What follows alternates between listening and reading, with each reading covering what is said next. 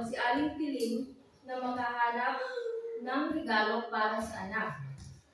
Dali-dali siyang pumunta sa pamilihan at doon nakita niya ang isang cellphone. Sakto! Medyo malayo ang papasukin ni Inday sa high school. Kakailanganin niya to, sabi ni Aling Piling. Nagkasya ang perang dala ni Aling Piling para pabili ng cellphone. Sa pag-uwi niya, itinago niya agad sa aparador ang cellphone para hindi makita ni Inday. Lumipas ang isang linggo at araw na ng graduation ni Inday. Mangiyak-iyak ang ina habang sinusuotan ng medalya si Inday. Sa mismong pag-uwi nila ay binigay agad ni Aling Piling ang cellphone na ireregalo niya sa anak. Sobrang saya ni Inday at natanggap na niya ang regalo. Agad niyang ginamit ito. Sa pagdaan ng bakasyon ay walang ibang inatupag si Inday kundi ang tumutok lamang sa kanyang bagong cellphone.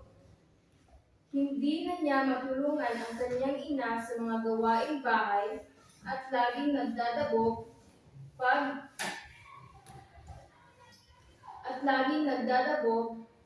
pag tinatawag siya ng kanyang ina. Abala ang kanyang ina at paalis na para magluto ng panindang kakanin. Ano ang paninda ni Aling Piling? Kakanin! Kakanin. Ano ang kakanin? Puto, bibingka, at iba pa. Ngunit, walang tinig si Inday. Mahal na mahal niya ang kanyang ina, ngunit nadadala siya sa kanyang cellphone. So kahit mahal na mahal ni Inday ang kanyang ina, dahil sa cellphone, hindi na niya pinapakita ang kanyang pagmamahal sa kanyang ina. Ang hindi alam ni Inday ay masama pala ang pakiramdam ng kanyang ina. Habang abala siya sa kakatingin sa kanyang Facebook, may isang aling dumating at hingal na hingal. Ano ang hingal na hingal? Yon, magaling. Inday, ang nanay mo sinugod sa ospital dahil nawalan ng malay habang naglalako ng paninda, sabi ni Aling Rosalinda. Ano ang pangalan ni Aling? Aling Rosalinda. Dahil pumunta si Inday sa ospital. Saan siya pumunta? Sa ospital! At naabutan niya ang walang malay na ina. 5 araw na pala itong may lagnat. Ni hindi man lang umiinom ng gamot. Nagkaroon na ng malay si Aling Piling at nakita niya si Inday sa kanyang tabi na umiiyak. Ano ang umiiyak? Ano ang mukha ng umiiyak? Pasensya na po, inay. Hindi na nga ako nakakatulong sa gawaing bahay. Hindi na nga ako nakakatulong sa gawaing bahay, hindi pa kita nasamahan sa paglalako. Hindi ko nga alam na masama pala ang pakiramdam mo. Patawarin mo ako, inay. Saad ni Inday habang humihigpit. Ang humihigpit ay umiiyak. Dahil napag-isip-isip niya, ilang paglalako na kaya ang nagawa ni inay para lang makapag-ipon at makabili ng aking cellphone. Ngunit, pagkatapos ay pinapabayaan ko na lang siya gawin lahat ng gawain. At kadalasan ay nagdadabog pa ako pag tinatawag ni inay. Sabi ni Inday sa sarili. Kawawa naman ang aking inay. Pasensya na po, inay.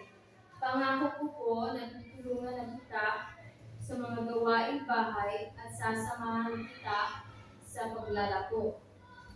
Hindi na po ako magdadabog o magagalit pag tatawagin niyo po ako. Basta ay magpagaling na po kayo at pangakong lilimitahan ko na po ang paggagamit ng cellphone. At doon nagtatapos ang ating kwento. So, ano ang mga katanungan nyo? Ano ang mga tanong nyo tungkol sa kwento ang ating binasa?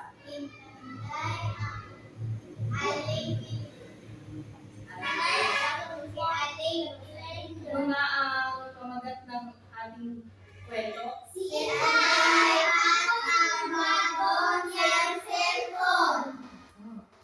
Inday at ang bago niyang cellphone.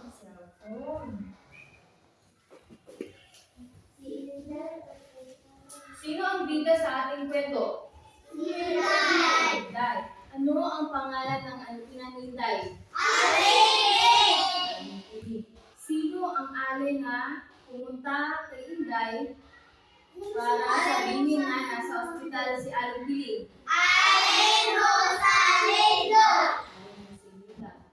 Ano ang reaksyon ni Aling Rosalinda nang pumunta siya sa bahay ni Inday?